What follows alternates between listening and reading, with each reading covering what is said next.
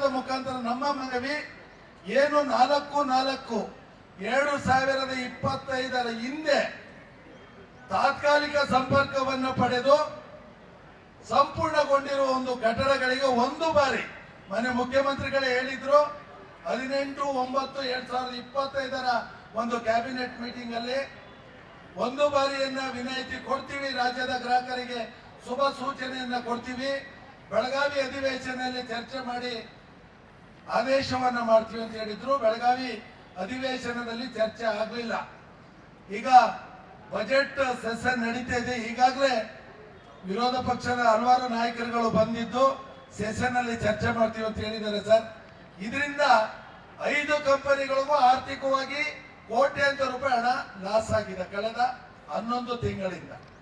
ಈ ಲಾಸ್ ಆದ ಹಣ ಕಂಪನಿಗಳು ಇವತ್ತು ಟೈಮ್ ಬೀಯಿಂಗ್ ಅಷ್ಟೇ ತೊಂದರೆ ಆಗಿರ್ಬೋದು, ಅದನ್ನು ಮತ್ತೆ ನೀವು ಗ್ರಾಹಕರ ಮೇಲೆ ಹೊರೆ ಹಾಕ್ತೀರ, ಟ್ಯಾರಿಫ್ ಜಾಸ್ತಿ ಮಾಡಿ. ಅದರಿಂದ ಕಂಪನಿಯಲ್ಲಿ ಆಗುವಂತ ತೊಂದರೆಗಳು, ಗ್ರಾಹಕರಿಗೆ ಆಗುವಂತ ತೊಂದರೆಗಳ ಬಗ್ಗೆ ತಾವುಗಳು ಸರ್ಕಾರಕ್ಕೆ ಸಂಪೂರ್ಣವಾದ ಮಾಹಿತಿಯನ್ನ ಕೊಡಬೇಕು. ಯಾಕೆಂದ್ರೆ ಹಿಂದೆ ಇದೇ ಸರ್ಕಾರಗಳು ಸಾವಿರಾರು ಕೋಟಿ ಹಣವನ್ನ ಖರ್ಚು ಮಾಡಿ ಬೆಳಕು ಯೋಜನೆ, RGGY ಪ್ರಾಜೆಕ್ಟು, ದೀನದಯಾಳು ವಿದ್ಯುತ್ ಯೋಜನೆಗಳು ಅಂತ ಸಾವಿರಾರು ಕೋಟಿ ಹಣವನ್ನು ಖರ್ಚು ಮಾಡಿ ಎಲ್ಲ ಮೂಲಭೂತ ಸೌಕರ್ಯವನ್ನ ನೀಡಿ ಅವರಿಗೆ ಉಚಿತವಾಗಿ ವಿದ್ಯುತ್ ಸಂಪರ್ಕವನ್ನ ನೀಡಿರುವಂತ ಸರ್ಕಾರಗಳು. ಇವತ್ತು ಗ್ರಾಹಕ ತನ್ನ ಸ್ವಂತ ಹಣದಿಂದ ಕಟ್ಟಡವನ್ನ ನಿರ್ಮಿಸಿ ವಿದ್ಯುತ್ ಸಂಪರ್ಕಕ್ಕೆ ಕಾಯುವಂತ ಒಂದು ವ್ಯವಸ್ಥೆ ಈ ವ್ಯವಸ್ಥೆಯಲ್ಲಿ ಬಂದಿದೆ. ಬೆಳಗ್ಗೆ ಒಬ್ರು ಗ್ರಾಹಕರು ಮಾತಾಡ್ತಾ ಇದ್ರು ಸರ್, ಅವ್ರು ಎಷ್ಟು ನೋವಿಂದ ಮಾತಾಡಿದ್ರು ಅಂದ್ರೆ ಸುಮಾರು 5 ಕೋಟಿ ಹಣವನ್ನ ಖರ್ಚು ಮಾಡಿ ಅವ್ರ ಕಟ್ಟಡವನ್ನ ಕಟ್ಟಿದ್ದಾರೆ, 6 ತಿಂಗಳು ಆಗಿದೆ. ಇವತ್ತು ಅವರ ಪರಿಸ್ಥಿತಿ ಹೆಂಗಾಗಿದೆ ಅಂದ್ರೆ ಅವರ ಮಕ್ಕಳು ಈಗ ಅಡ್ಮಿಷನ್ ಆಗ್ಬೇಕಂತೆ, ಅಡ್ಮಿಷನ್ ಆಗಕ್ಕೆ ನಮ್ಮ ಹತ್ರ ಫೀಸ್ಗೆ ದುಡ್ಡಿಲ್ಲ ಸರ್, ಲಕ್ಷಾಂತರ ರೂಪಾಯಿ ಕೈ ಸಾಲವನ್ನ ಪಡೆದಿದ್ವಿ, ಅಡ್ವಾನ್ಸ್ ಬರ್ತದೆ ಅಂತ. ಈಗ ನಾವು ನಮ್ಮ ಕುಟುಂಬ ಸಾಯುವ ಪರಿಸ್ಥಿತಿಗೆ ಬಂದಿದ್ದೀವಿ ಅಂತ ಇಲ್ಲಿ ಭಾಷಣ ಮಾಡುವಾಗ ಹೇಳ್ತಾ ಇದ್ರು. ದಯವಿಟ್ಟು ಈಗ ಸುಪ್ರೀಂ ಕೋರ್ಟ್ ಆದೇಶವನ್ನ ಹೇಳ್ತಾ ಇದ್ದಾರೆ. 30-40ಕ್ಕೆ ಓಸಿಯಿಂದ ವಿನಾಯಿತಿ ಕೊಟ್ಟಾಗ ಸುಪ್ರೀಂ ಕೋರ್ಟ್ ಆದೇಶ ಇವರಿಗೆ ಅಡ್ಡ ಬರಲಿಲ್ವಾ ಸರ್? ಒಂದು ಬಾರಿ ನೀವು 4ರ ನಾವು ಸುಪ್ರೀಂ ಕೋರ್ಟ್ ಆದೇಶವನ್ನು ಯಾವತ್ತೂ ವಿರೋಧ ಮಾಡಲ್ಲ. 4ರ ನಂತರ ಸುಪ್ರೀಂ ಕೋರ್ಟ್ ಆದೇಶಕ್ಕೆ ಒಂದು ಸೂಕ್ತವಾದ ಒಂದು ಸುತ್ತೋಲೆಗಳು ಅಥವಾ ಒಂದು ಬೈಲವನ್ನ ರೆಡಿ ಮಾಡಿ ಯಾವ ಕಾರ್ಪೊರೇಷನ್ ಇರ್ಬೋದು, ನಗರಸಭೆ ಇರ್ಬೋದು, ಪುರಸಭೆ ಇರ್ಬೋದು, ಪಟ್ಟಣ ಪಂಚಾಯತಿ ಅಥವಾ ಗ್ರಾಮಾಂತರಗಳಲ್ಲಿ ಯಾವ ರೀತಿ ಕಟ್ಟಡವನ್ನ ಕಟ್ಟಬೇಕು ಅನ್ನೋದನ್ನ ಒಂದು ಗೈಡ್ ಲೈನ್ ಕೊಟ್ರೆ ಸೂಕ್ತ ಅಂತ ಈ ಸಂದರ್ಭದಲ್ಲಿ ಹೇಳಕ್ಕೆ ಇಷ್ಟಪಡ್ತೀನಿ ಸರ್. ಡಿಗ್ರಿಯನ್ನ ಮುಗಿಸಿ ಬರ್ತಾ ಇದ್ದಾರೆ, ಎಲ್ಲರಿಗೂ ಸರ್ಕಾರಿ ನೌಕರಿ ಸಿಗಲ್ಲ, ಅವ್ರದೇ ಆದ ಉದ್ಯಮಿಗಳನ್ನ ಸ್ಟಾರ್ಟ್ ಮಾಡ್ತಾ ಇದ್ದಾರೆ. ಸರ್ಕಾರ ಲಕ್ಷಾಂತರ ಸ್ಕೀಮ್ಗಳನ್ನ ಮಾಡಿ ಲಕ್ಷಾಂತರ ಹಣವನ್ನ ಸಾಲದ ಮುಖಾಂತರ ಸ್ವಯಂ ಉದ್ಯೋಗಕ್ಕೆ ಯೋಜನೆಗಳನ್ನ ಕೊಡ್ತಾ ಇದೆ. ಹಲವಾರು ಬ್ಯಾಂಕ್ಗಳು without any security lakhs together ಹಣವನ್ನ ಕೊಡ್ತಾ ಇದ್ದಾರೆ ಸರ್. ಇವತ್ತು ಯಾವನೋ ಒಬ್ಬ ಫ್ಯಾಬ್ರಿಕೇಶನ್ ವರ್ಕ್ ಮಾಡ್ತಾನೆ, 5 HP ಪವರ್ಗೆ ಅಪ್ಲೈ ಮಾಡಿದ್ದಾರೆ. ಬೆಸ್ಕಾಂ ವ್ಯಾಪ್ತಿಯಲ್ಲಿ 11 ತಿಂಗಳಿಂದ ಒಂದೇ ಒಂದು ಸ್ಮಾಲ್ ಸ್ಕೇಲ್ ಇಂಡಸ್ಟ್ರಿಗೆ ವಿದ್ಯುತ್ ಸಂಪರ್ಕ ಸಿಕ್ಕಿಲ್ಲ ಸರ್. ನೀವು ಅವರಿಗೆ ಅಂಕಿಅಂಶವನ್ನ ಯಾವತ್ತು ಕೊಡ್ತಾ ಇದ್ದೀರಾ? ಬಿಫೋರ್ ಏನು ಏಪ್ರಿಲ್ 4 ಹಿಂದೆ ನೋಂದಣಿ ಆಗಿರೋದು, ಇಂಟಿಮೇಷನ್, ವರ್ಕ್ ಆರ್ಡರ್ ಇವಷ್ಟೇ ಅಂಕಿಅಂಶವನ್ನ ಕೊಡ್ತಾ ಇದ್ದೀರಾ. ಆದರೆ ತಾತ್ಕಾಲಿಕ ವಿದ್ಯುತ್ ಸಂಪರ್ಕವನ್ನ ಎಷ್ಟು ಜನ ಗ್ರಾಹಕರು ಪಡೆದು 11 ತಿಂಗಳಿಂದ ಇನ್ನೂ ಲಕ್ಷಾಂತರ ಸ್ಥಾವರಗಳು ವರ್ಕ್ ಕಂಪ್ಲೀಟ್ ಆಗಿದೆ ಸರ್. ದಯವಿಟ್ಟು ಇವತ್ತು ಸರ್ಕಾರದ ಪ್ರತಿನಿಧಿಯಾಗಿ ತಾವುಗಳು ಬಂದಿದ್ದೀರಾ. ಇದನ್ನ ಸರ್ಕಾರಕ್ಕೆ ಇಲ್ಲಿ ಗುತ್ತಿಗೆದಾರರ ಸ್ವಾರ್ಥ ಯಾವುದೂ ಇಲ್ಲ, ಗ್ರಾಹಕರಿಗೋಸ್ಕರ ನಾವು ಇವತ್ತಿನ ಹೋರಾಟವನ್ನ ಮಾಡ್ತಾ ಇದ್ವಿ. ಅದರಲ್ಲಿ ಏನು ಅಂದ್ರೆ ನಾವು ಗ್ರಾಹಕರ ನಾವು ಹೋದಾಗ ಕೇಳ್ತಾರೆ, ಏನಪ್ಪ ಗುತ್ತಿಗೆದಾರದೆ ನೀವು ಬಂದೇ ಡಿಮ್ಯಾಂಡ್ ಮಾಡ್ತೀರಾ ಅಂತ. ಈ ಹೋರಾಟದ ವೇದಿಕೆ ಮುಖಾಂತರ ಮನವಿಯನ್ನ ಮಾಡ್ತಾ ಮನವಿ ಪತ್ರವನ್ನ ತಮಗೆ ಸಲ್ಲಿಸ್ತಾ ಇದ್ದೀನಿ.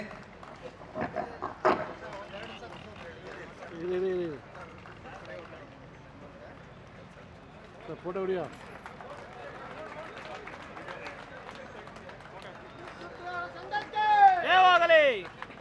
ಮೇಲಿರ್ತಕ್ಕಂತಹ ಎಲ್ಲ ಪದಾಧಿಕಾರಿಗಳೇ ಹಾಗೂ ಎಲ್ಲ ಅನುಮತಿ ಪಡೆದ ಗುತ್ತಿಗೆದಾರರೇ ಹಾಗೂ ಗ್ರಾಹಕರೇ, ಇವತ್ತು ತಮ್ಮ ಪ್ರತಿಭಟನೆಗೆ ಸಂಬಂಧಪಟ್ಟಂತೆ ಮುಂಚಿತವಾಗಿ ನಮಗೆ ಅಧ್ಯಕ್ಷರು ತಿಳಿಸಿದ್ರು.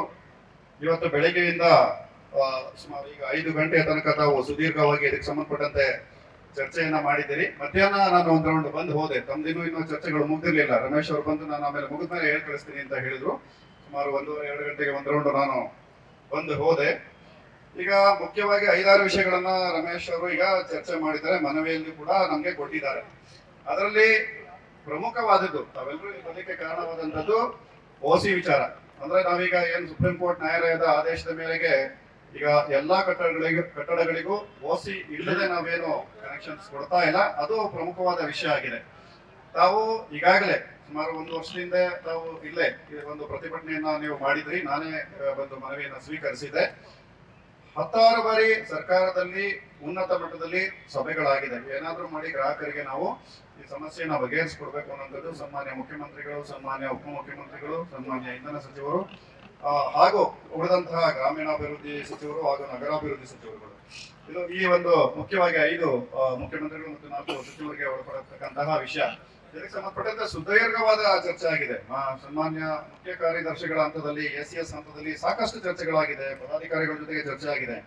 ಒಂದು ಕಾನೂನು ಪ್ರಕಾರ ಈಗಾಗಲೇ ಹೇಳಿದ್ರು, ಸುಪ್ರೀಂ ಕೋರ್ಟ್ ವಿಚಾರ ಆದ್ರಿಂದ ಅದು ಸ್ವಲ್ಪ ಕ್ಲಿಷ್ಟಕರವಾದಂತಹ ವಿಚಾರ. ನೇರವಾಗಿ ಒಂದೇ ಒಂದು ನಿಟ್ಟಿನಲ್ಲಿ ಡಿಸಿಷನ್ ತೆಗೆದುಕೊಳ್ಳೋದು ಕಾನೂನಾತ್ಮಕವಾಗಿ ಸ್ವಲ್ಪ ತೊಡಕು ಇದೆ ಅನ್ನೋಂತ ಒಂದು ವಿಷಯವನ್ನು ಮನಗಂಡು ಸರ್ಕಾರ ಏನ್ ಮಾಡ್ತು, ಹಂತ ಹಂತವಾಗಿ ನೋಡುವ. ಈಗ ಒಂದು ಎಕನಾಮಿಕಲಿ ವೀಕರ್ ಸೆಕ್ಷನ್ ಇರುವಂತವ್ರಿಗೆ ಅಥವಾ ಒಂದು ಮನೆಗೋಸ್ಕರ ಕಟ್ಕೊಳ್ಳೋಂಥವ್ರಿಗೆ ಅಂದ್ರೆ ವಾಸಕ್ಕಿರ್ಲಿಕ್ಕೆ ಏನು ಬಯಸ್ತಾರೆ ಅವರಿಗೆ ನಾವು ರಿಲ್ಯಾಕ್ಸ್ ಮಾಡೋಣ ಅನ್ನೋ ಒಂದು ದೃಷ್ಟಿನಲ್ಲಿ 30-40 ಅನ್ನೋದಕ್ಕಿಂತ 1200 ಚದರಡಿಯವರೆಗೆ, ಅದು ಡೈಮೆನ್ಷನ್ ಬೇರೆ ಏನೇ ಇರ್ಬೋದು, ಅದಕ್ಕೆ ವಿನಾಯಿತಿಯನ್ನ, ಅದರಲ್ಲೂ ಸಂಪೂರ್ಣ ಇಲ್ಲ, ತಮ್ಗೆ ಗೊತ್ತಿದ್ದಾಗೆ ಸ್ಟೀಲ್ +3 ಅಥವಾ G+2 ಗೆ ಸಂಬಂಧಪಟ್ಟಂತೆ ವಿನಾಯಿತಿಯನ್ನು ಸರ್ಕಾರ ಕೊಟ್ಟಿದೆ. ಕೊಟ್ಟ ಮೇಲೆ ಸ್ವಲ್ಪ ಮಟ್ಟಿಗೆ ನಮ್ಗೆ ರಿಲೀಫ್ ಸಿಕ್ಕಿದೆ, ಇಲ್ಲ ಅಂತ ಅಲ್ಲ. ಬಟ್ ಬಹಳಷ್ಟು ಗ್ರಾಹಕರು 30-40 ನಲ್ಲೇ ಹೆಚ್ಚಿನ ಫ್ಲೋರ್ ಹಾಕಿರೋಂಥವ್ರು ಮತ್ತೆ ಆಡ್ ಡೈಮೆನ್ಷನ್ ಇರೋಂಥವ್ರು, ಕೆಲವು ನಮ್ಗೆ ಬರ್ತದೆ 1200 ಚದರಡಿ ಅಂತ ನಾವ್ ಹೇಳ್ತೀವಿ, 1300 ಬಂದ್ಬಿಡುತ್ತೆ ಆಡ್ ಸೈಡ್ಸ್. ಅದು ನೆಕ್ಸ್ಟ್ ಹೈಯರ್ ಡೈಮೆನ್ಷನ್ ಅಲ್ಲ, ಆದ್ರೂ ಸಹ 1200 ಮೇಲ್ಗಡೆ ಬರ್ತದೆ. ಸ್ವಲ್ಪ ಟೆಕ್ನಿಕಲ್ ಇಶ್ಯೂಸ್ ಇದೆ. ಇಂಥದನ್ನೆಲ್ಲ ನಾವು ಈಗಾಗಲೇ ಪಟ್ಟಿ ಮಾಡಿದೀವಿ.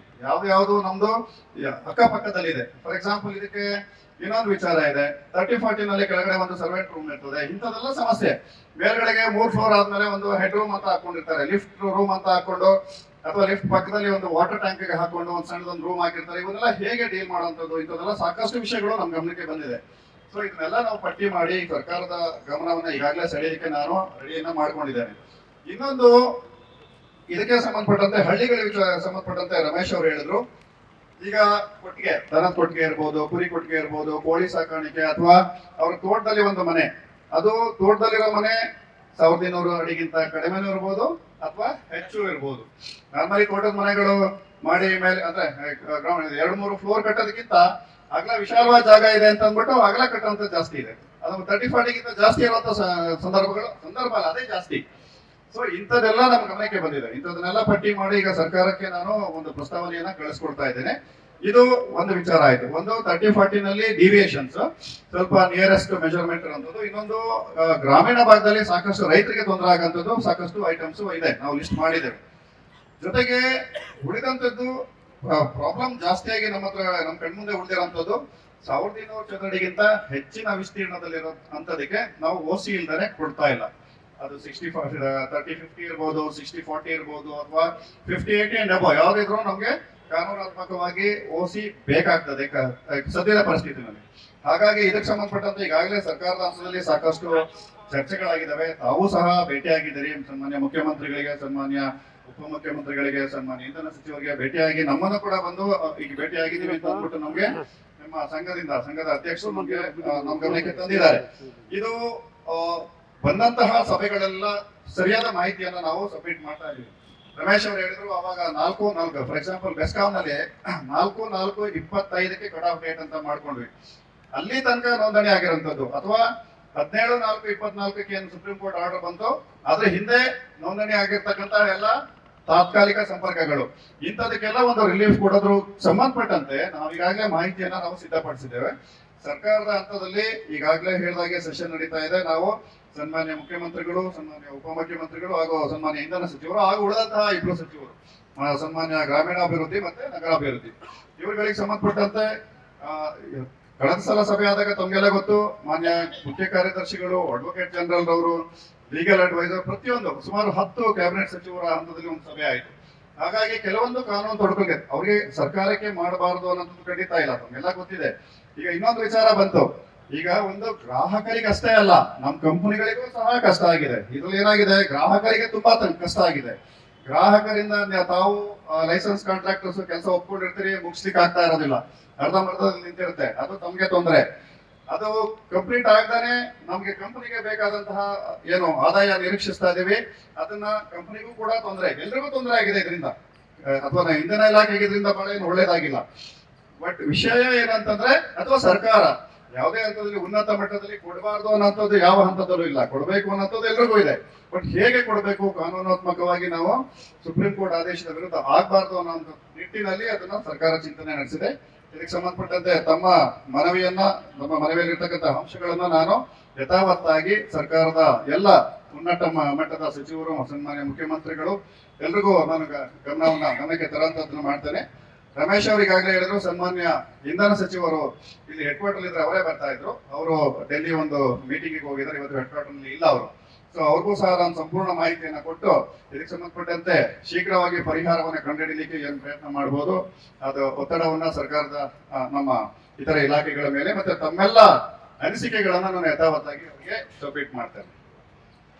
ಮತ್ತೆ ರಮೇಶ್ ಅವರು ಈ ಗವರ್ಮೆಂಟ್ ಆರ್ಡರ್ ಬಗ್ಗೆ ಹೇಳಿದ್ರು, ಒಂದು ತುಂಡು ಗುತ್ತಿಗೆಗೆ ಸಂಬಂಧಪಟ್ಟಂತೆ. ಇದು ಸನ್ಮಾನ್ಯ ಇಂಧನ ಸಚಿವರ ನೇತೃತ್ವದಲ್ಲಿ ಒಂದು ಸಭೆಯಾಗಿ ಒಂದು ಸಬ್ ಕಮಿಟಿ ಮಾಡಿ ಅದನ್ನ ನಾವೇ ಎಲ್ಲ ಕೋಆರ್ಡಿನೇಟ್ ಮಾಡಿ ಅದು ಸರ್ಕಾರಕ್ಕೆ ಕಳಿಸಿ ಒಂದು ಗವರ್ಮೆಂಟ್ ಆರ್ಡರ್ ನ ಇಶ್ಯೂ ಮಾಡಿಸಿದೀವಿ. ಕೆಲವೊಂದನ್ನ ನಾವು ಟೆಂಡರ್ ನಲ್ಲಿ ಮಾಡಬಾರ್ದು, ಅದು ತುಂಡು ಗುತ್ತಿಗೆಯನ್ನ ಲೋಕಲಿ ರೋಸ್ಟರ್ ಪ್ರಕಾರ ಮಾಡಬೇಕು ಅಂತ ಆಗಿದೆ. ಕೆಲವೊಂದು ಕಂಪನಿಗಳಲ್ಲಿ ಅದು ಆಗ್ತಾ ಇಲ್ಲ ಅಂತ ಹೇಳಿದ್ದಾರೆ. ಬಟ್ ಇಲ್ಲಿ ಬೆಸ್ಕಾಂ ನಲ್ಲಿ ಆಗ್ತಾ ಇದೆ ಅಂತ ರಮೇಶ್ ಅವರು ಲಾಸ್ಟ್ ಟೈಮ್ ಬಂದಾಗ ನಮ್ಗೆ ಹೇಳಿದ್ರು. ನಮ್ಮಲ್ಲೂ ಏನಾದ್ರು ತೊಂದರೆ ಇದ್ರೆ ನಾವು ಸರಿಪಡಿಸ್ತೇವೆ. ಬಟ್ ಬೇರೆ ಕಂಪನಿಗೆ ಸಂಬಂಧಪಟ್ಟಂತೆ ಕೆಲವೊಂದು ಆಗ್ತಾ ಇಲ್ಲ ಅಂತ ಮೊದಲು ನನಗೆ ವೈಯಕ್ತಿಕವಾಗಿ ಭೇಟಿಯಾದಾಗ್ಲೂ ಕೂಡ ಆಫೀಸ್ ನಲ್ಲಿ ಹೇಳಿದ್ದಾರೆ. ಸೊ ಇದೊಂದು ಸಭೆಯನ್ನ ನಾನು ಮಾಡಿಸ್ತೇನೆ. ಇದು ಸಭೆಯನ್ನ ಎಲ್ಲಾ ಎಂಡಿಗಳು ಒಳಗೊಂಡಂತೆ ಎಸ್ ನೇತೃತ್ವದಲ್ಲಿ ಅಥವಾ ಸಚಿವರ ನೇತೃತ್ವದಲ್ಲಿ ಅದನ್ನ ಒಂದು ಸಭೆಯನ್ನ ಮಾಡಿಸಿ ಎಲ್ರಿಗೂ ಒಂದು ಯೂನಿಫಾರ್ಮ್ ಆಗಿ ಅದನ್ನ ಫಾಲೋ ಮಾಡೋ ರೀತಿ ಅದನ್ನ ಮಾಡ್ತೀವಿ. ನಾವೇನ್ ಹೇಳ್ತೀವಿ, ಒಂದ್ ಕಡೆ ಒಂಥರ ಆಗ್ತಾ ಇದೆ, ಅದು ಎಲ್ಲೋದ್ರು ಕನ್ಫ್ಯೂಷನ್. ಕೆಲವರು ನಾವು ಹೋಗಿ ಅಲ್ಲಿ ಕೇಳಿದ್ರೆ ಕೆಲವೊಂದು ಅಧಿಕಾರಿಗಳು ಅದಕ್ಕೆ ಸ್ಪಂದಿಸ್ತಿಲ್ಲ ಅನ್ನೋಂಥದ್ದು ವಿಚಾರ ಇದೆ. ಅದನ್ನ ನಾವು ಮೀಟಿಂಗ್ ಮಾಡಿ ಸರ್ಕಾರದಿಂದ ನೇರವಾಗಿ ಅವರಿಗೆ ನಿರ್ದೇಶನವನ್ನ ಕೊಡೋ ತರ ಮಾಡಿಸ್ತೇವೆ. ಸ್ಮಾರ್ಟ್ ಮೀಟರ್ ವಿಚಾರ ತಾವು ಹೇಳಿದಿರಿ, ಇದು ಸನ್ಮಾನ್ಯ, ಯಾಕೆ ನಮ್ಮ ವ್ಯಾಪ್ತಿಗೆ ಬರೋದೇ ಇಲ್ಲದಿರೋದ್ರಿಂದ ಸನ್ಮಾನ್ಯ, ಹೌದು, ನೀವೊಂದ್ಸರಿ ಸನ್ಮಾನ್ಯ ಸಚಿವರಿಗೆ ಇವರು ಒಂದು ಮನವಿಯನ್ನು ಕೊಟ್ಟರು, ಅದನ್ನ ನೋಡಿ ಹೇಳಿ ಅಂತ ನನಗೂ ಕೂಡ ಹೇಳಿದ್ದಾರೆ. ಈಗ ನಾನು ಮಾನ್ಯ ಸಚಿವರಿಗೆ ಗಮನಕ್ಕೆ ತರ್ತೇನೆ. ಡಿಸಿಷನ್ ಅವರ ಹಂತಲಾಗ್ತದೆ. ಮುಂದಿನ ವಾರದಲ್ಲಿ ಯಾವಾಗಾದ್ರೂ ನಾನು ನಿಮ್ಮ ಅಂದ್ರೆ ಪದಾಧಿಕಾರಿಗಳಿಗೆ ಮಿನಿಸ್ಟರ್ ಒಂದು ಡಿಸ್ಕಷನ್ ಸೆಟಪ್ ಮಾಡ್ತೀನಿ. ಆ ಟೈಮಲ್ಲಿ ಅದನ್ನ ಚರ್ಚೆ ಮಾಡೋಣ. ಮತ್ತೆ ಕಾಂಟ್ರಾಕ್ಟರ್ಸ್ ಬೆನೆವಲೆಂಟ್ ಫಂಡಿಗೆ ಸಂಬಂಧಪಟ್ಟಂತೆ ತಾವು ಕೂಡ ನಮಗೆ ಭೇಟಿಯಾಗಿ ಪತ್ರ ಕೊಟ್ಟಿದ್ದೀರಿ. ಮತ್ತೆ ಲೋಕೋಪಯೋಗಿ ಸಚಿವರಿಂದನೂ ಬಂದಿದೆ, ಮತ್ತೆ ನಮ್ಮ ಸರ್ಕಾರದಲ್ಲಿ ಇಂಧನ ಇಲಾಖೆಗೆ ಕೊಟ್ಟು ನಮಗೂ ಕೂಡ ಕೊಟ್ಟಿದ್ದೀರಿ. ನಾವು ಕೂಡ ಇದ್ರ ಪರವಾಗಿದ್ದೀವಿ. ಇದು ಲೋಕೋಪಯೋಗ ಇಲಾಖೆಯಿಂದ ಅವರು ಹೇಗೆ ಮಾಡಿದ್ದಾರೆ ಏನು ಅಂದ್ಬಿಟ್ಟು 3-4 ಸರ್ಕ್ಯುಲರ್ ಅದ್ರಲ್ಲಿ ಕೋಟ್ ಆಗಿದೆ. ಅದನ್ನ ತರಿಸ್ಬಿಟ್ಟು ಆದಷ್ಟು ಶೀಘ್ರವಾಗಿ ಇದನ್ನ ನಾವು ಆಪರೇಷನೈಸ್ ಮಾಡ್ಲಿಕ್ಕೆ ನಾವು ಕ್ರಮವನ್ನು ವಹಿಸ್ತೇವೆ. ಈ 5 ಕಂಪನಿಗಳ ಸಭೆ ಈಗಾಗಲೇ ಹೇಳಿದ್ರಿ. ಇನ್ನೊಂದು ಪ್ರಾಬಬ್ಲಿ ರಮೇಶ್ ಅವರು ಪದೇ ನಮ್ಗೆ ಹೇಳುವಂತದ್ದು, ಮತ್ತೆ ಇವಾಗ ಅವರು ಮರ್ತಂತ ಕಾಣುತ್ತೆ, ಈ ಆಕ್ಸಿಡೆಂಟ್ಸ್ ಏನಾಗ್ತದಲ್ಲ, ಈ ನಿಮ್ಮ ಎಲೆಕ್ಟ್ರಿಕಲ್ ವರ್ಕ್ ನಡಿಬೇಕಾದ್ರೆ ಕೆಲವರೊಬ್ಬರಿಗೆ ಪರ್ಮನೆಂಟ್ ಡಿಸಬಿಲಿಟಿ ಆಗ್ತದೆ, ಕೆಲವರು ಪ್ರಾಣ ಕಳ್ಕೊಂತಾರೆ. ಅದಕ್ಕೆ ಸಂಬಂಧಪಟ್ಟಂತೆ ಒಂದು ಏನಾದ್ರೂ ಒಂದು ವ್ಯವಸ್ಥೆ ಆಗ್ಬೇಕು ಅಂತ ಹೇಳಿದ್ದಾರೆ. ಅದು ಈ ಕಾಂಟ್ರಾಕ್ಟರ್ಸ್ ಬೆನೆವಲೆಂಟ್ ಫಂಡ್ ನಲ್ಲಿ ಕವರ್ ಆದ್ರೆ ಅದಲ್ಲೇ ಮಾಡೋಣ, ಅಥವಾ ಇನ್ನೊಂದು ಇನ್ಶೂರೆನ್ಸ್ ಬಂದು ನಾವು ಯೋಚನೆ ಮಾಡ್ತಾ ಇದೀವಿ. ಇನ್ಶೂರೆನ್ಸ್ ಅನ್ನ ಮಾಡಿ ಅದು ಏನಾದ್ರೂ ನಮ್ಮ ಕಂಪನಿಯಿಂದ ಮತ್ತೆ ಲೈಸೆನ್ಸ್ ನಿಮ್ಮ ಎಲೆಕ್ಟ್ರಿಕಲ್ ಕಾಂಟ್ರಾಕ್ಟರ್ಸ್ ಇಂದ ಒಂದು ಸಹಯೋಗದೊಂದಿಗೆ ಒಂದು ಚರ್ಚೆ ಮಾಡ್ತೀನಿ ನಾನು ಯಾವ ರೀತಿ ಮಾಡಬಹುದು ಅಂತ. We will come out with solution. ಅದು ಏನ್ ಹೇಳಿದ್ರು ನಿಮ್ಗೆ ಎಲ್ಲರೂ ಗೊತ್ತಿರೋಂಥದ್ದು. ಅದು ಒಂದು ಅಚಾತುರ್ಯ ಆಗ್ತದೆ, ಅವ್ರಿಗೆ ಪರ್ಮನೆಂಟ್ ಡಿಸಬಿಲಿಟಿ ಆಗ್ತದೆ, ಅಥವಾ ತೀರ್ಕೊಂತಾರೆ, ಲೋಕಲಿ ಲಾಟ್ ಆಫ್ ಇಶ್ಯೂಸ್ ಇರ್ತದೆ.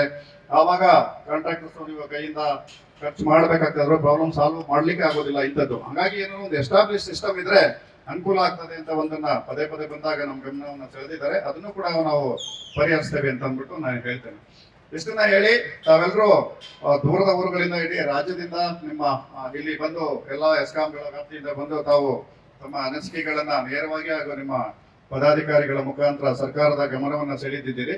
ಇದನ್ನು ನಾವು ಸಕಾರಾತ್ಮಕ ತೆಗೆದುಕೊಂಡು ಸರ್ಕಾರದ ಹಂತದಲ್ಲಿ ಪರಿಹಾರವನ್ನು ಮಾಡಲಿಕ್ಕೆ ನಾನು ಪ್ರಾಮಾಣಿಕ ಪ್ರಯತ್ನ ಮಾಡ್ತೀನಿ.